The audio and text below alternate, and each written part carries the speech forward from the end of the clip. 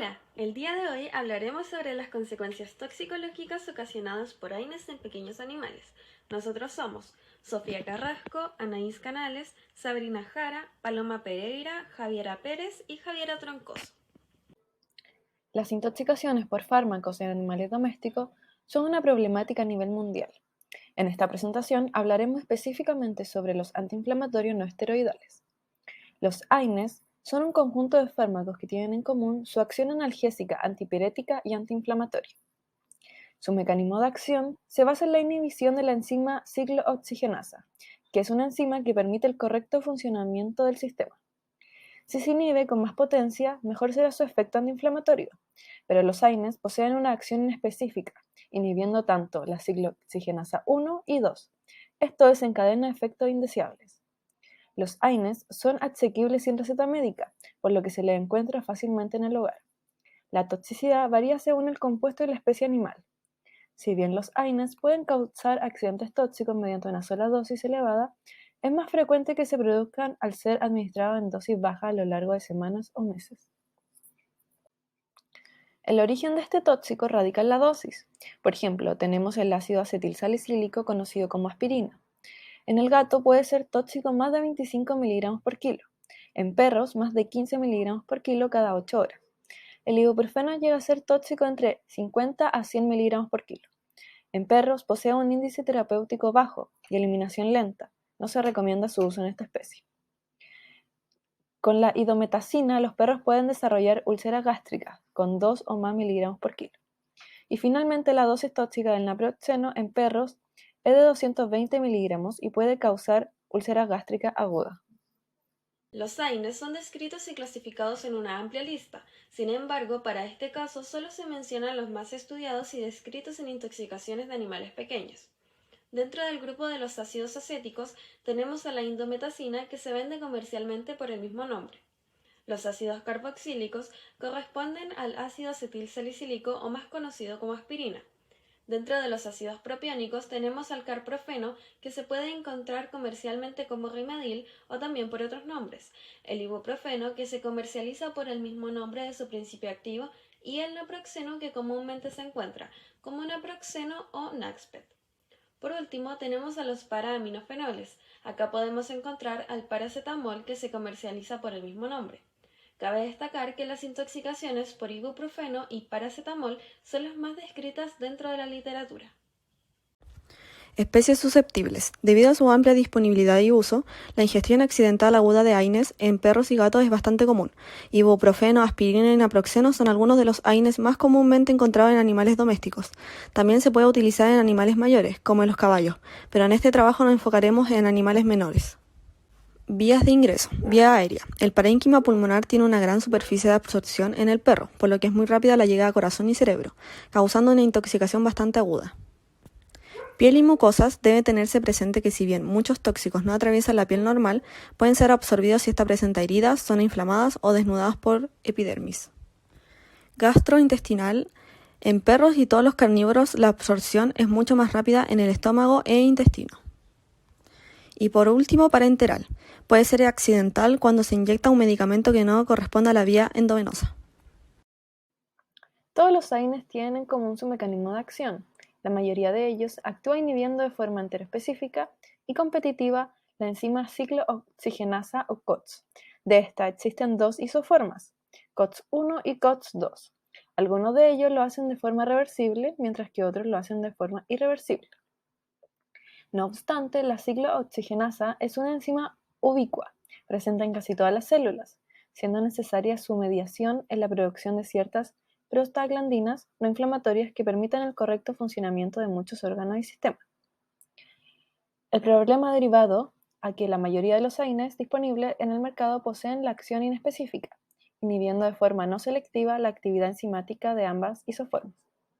En mayor medida, la COX-1, lo que da lugar a la aparición de efectos indeseables característicos de este grupo de fármacos.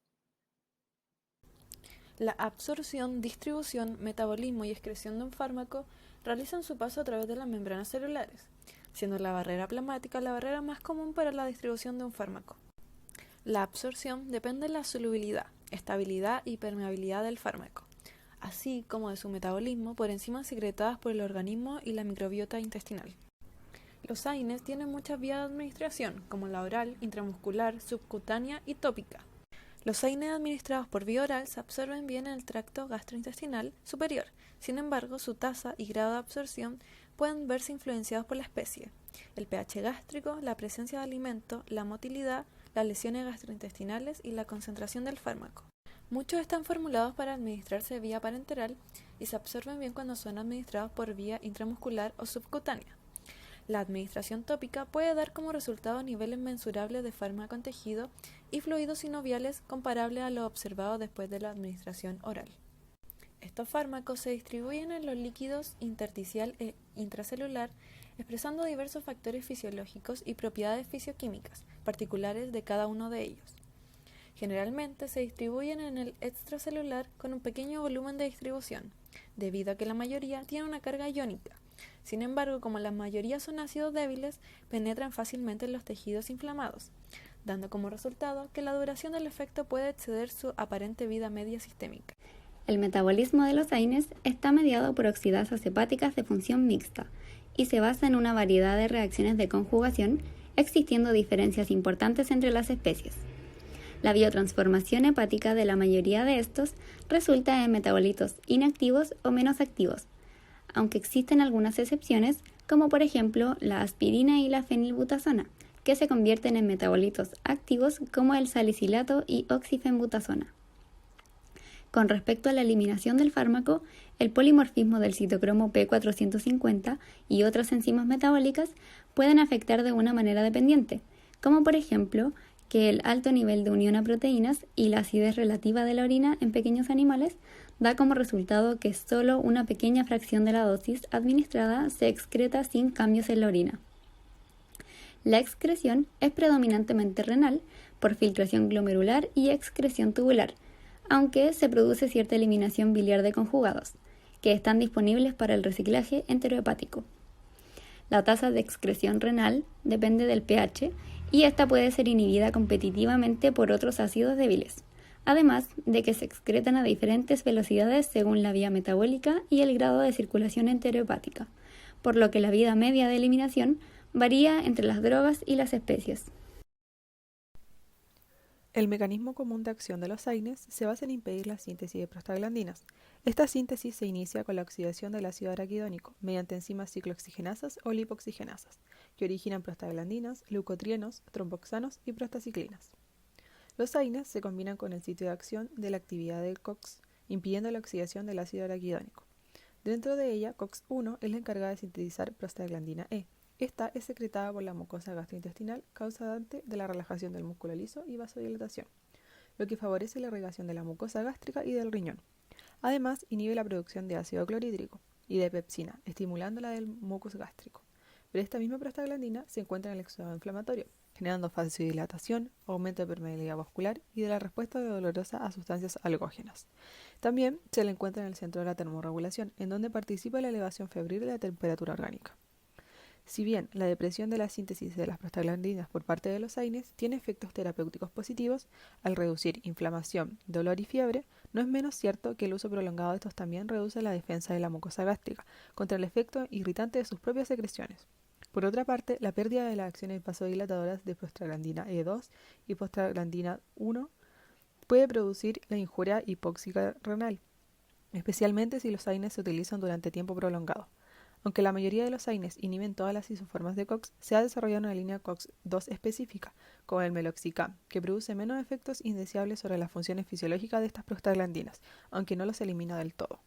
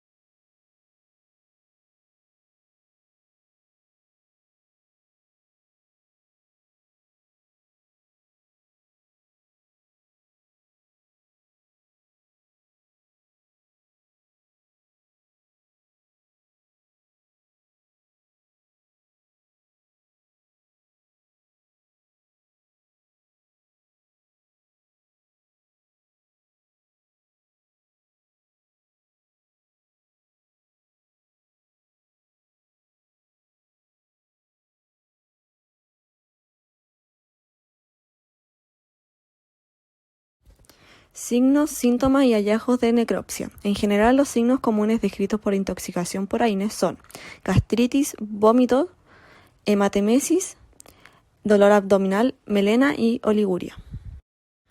En el examen sanguíneo se encuentra hipoalbuminemia, anemia hipocrómica microcítica con pérdida oculta de sangre, trombocitopenia y alteraciones de la funcionalidad plaquetaria. Las lesiones producidas en estos casos son edema de la mucosa e irritación, petequias que progresan a lesiones erosivas y luego ulcerativas, ulceración gástrica y úlceras y perforaciones duodenales en perros. Dentro de las intoxicaciones por estos fármacos más descritas en la literatura son las causadas por para-aminofenoles, derivados del ácido propiónico, y salicilatos. Para-aminofenoles o paracetamol. Además de los signos generales descritos se presenta quimosis, taquicardia, taquipnea e ictericia. Hay presencia de edema facial y de pata. A dosis tóxicas más altas se desarrolla meta-hemoglobinuria, cianosis, hemoglobinuria y hematuria. En perros el daño hepático se observa 24 a 36 horas después de la ingestión. Mientras que los gatos además desarrollan membranas mucosas, fangosas y hipotermia. Y la hepatoxicosis se genera en machos que consumen altas dosis. Estos felinos desarrollan principalmente meta-hemoglobinemia y forman cuerpos de Heinz.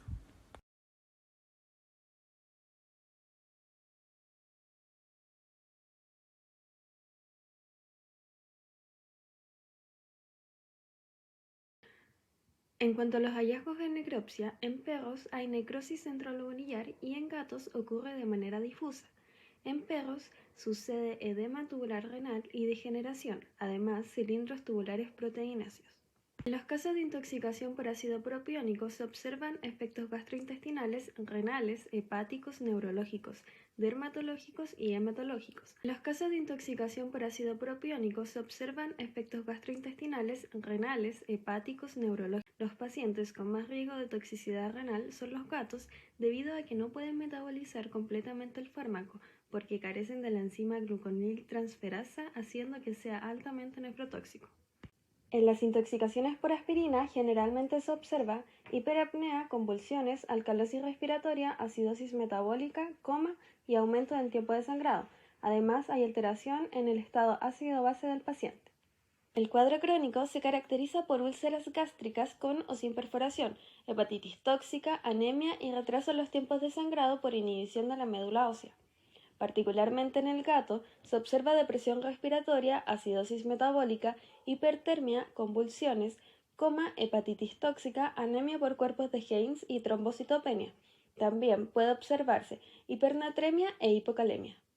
A continuación se hablará sobre el diagnóstico. Cuando se tiene conocimiento de las fuentes de intoxicación es posible aplicar tratamientos y antídotos adecuados, pero cuando no, se debe realizar un diagnóstico por sospecha, historia clínica y exámenes. Para ello es necesario observar exhaustiva y minuciosamente los signos clínicos y su cronología, remitir las muestras para su análisis en el plazo más breve posible y disponer de un centro de atención toxicológico para la orientación durante el diagnóstico que nos permita aplicar un tratamiento eficaz.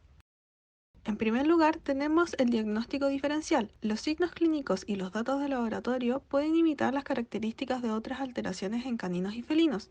La lista de descarte puede incluir las gastroenteritis hemorrágicas, los objetos extraños gastrointestinales, inflamaciones graves, etc. Por lo tanto, una historia completa y un plan de diagnóstico son imperativos para el manejo médico de estos pacientes, siendo necesario hacer preguntas directas a los propietarios sobre la administración de AINES, ya que la mayoría de los propietarios de mascotas no entienden el riesgo que los medicamentos suponen para sus mascotas. Luego, en el diagnóstico premortal, el diagnóstico de una intoxicación basado en la sintomatología del caso puede ser extremadamente difícil. Cada órgano o sistema puede reaccionar de diferentes formas, originando fenómenos clínicamente detectables. La confirmación de un cuadro de intoxicación debe considerar varias premisas: historia de exposición al tóxico, cuadro clínico, duración de efectos, entre otros. No obstante, en situaciones prácticas raramente puede contarse con la totalidad de los recursos diagnósticos.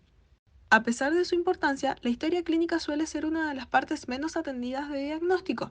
Siendo importante para obtener un buen historial clínico, la especie, raza, sexo, edad, peso, etc. Se debe desarrollar un protocolo de diagnóstico apropiado y detallado, incluyendo diferentes fases que se hablarán a continuación. La anamnesis se encarga de recoger y analizar la información fundamental, iniciando el proceso con preguntas fundamentales a los dueños de las mascotas. El examen clínico es de gran importancia para la evaluación e identificación de los signos y síntomas de un paciente intoxicado. Para las pruebas biológicas y de laboratorio se pueden considerar un recuento sanguíneo completo, panel de coagulación, panel químico, entre otros. Las concentraciones séricas de AINES pueden utilizarse para confirmar la absorción del fármaco tras una exposición desconocida o una dosis ingerida desconocida, para evaluar el éxito de mesis o de terapia absortiva. Las muestras remitidas para examen toxicológica deberán ser tomadas evitando cualquier riesgo de contacto o adición de residuos químicos. Además, nunca deberán ser lavadas, ya que éstas pueden arrastrar los residuos de agentes químicos que se buscan o contaminándolos. En último lugar, el diagnóstico post-mortem, dado que numerosos diagnósticos toxicológicos no solo se basan en la identificación de residuos de tóxicos en el organismo, sino que también en el hallazgo de lesiones compatibles con intoxicaciones y/o la ausencia de la evidencia de otras enfermedades. Es necesario realizar una necropsia completa toda vez que ello resulte posible, obteniendo muestras para análisis químico y para estudios histopatológicos u otros que resulten necesarios. El tratamiento de la toxicosis por AINE consiste en una descontaminación temprana, protección del tracto gastrointestinal, renal, junto con atención de apoyo. Cuando los animales son atendidos de forma temprana, la terapia puede incluir eméticos, carbón activado y un catáptico para minimizar la absorción, mientras que la hipovolemia y la deshidratación deben corregirse por medio de la fluidoterapia intravenosa, para disminuir con ello los factores de riesgo asociados al desarrollo de toxicosis renal en el paciente. Además, se debe administrar bicarbonato de forma lenta, con el fin de facilitar la perfusión de los órganos. El paciente debe ser monitoreado durante toda esta terapia para asegurar que no se desarrollen anormalidades electrolíticas ni sobrehidratación. En el caso de los pacientes extremadamente anémicos, se puede realizar transfusiones de sangre o de soluciones a base de hemoglobina. Por otro lado, pacientes con lesiones gastrointestinales perforadas requieren una intervención quirúrgica. En estos casos, el objetivo principal del tratamiento es restaurar los mecanismos anormales de defensa de la mucosa. Se recomiendan varios tratamientos farmacológicos para promover la curación de las úlceras gastroduodenales, como el uso de antagonistas de la receptor de la histamina, como la ranitidina, y un inhibidor de la bomba de protones, como el omeprazol.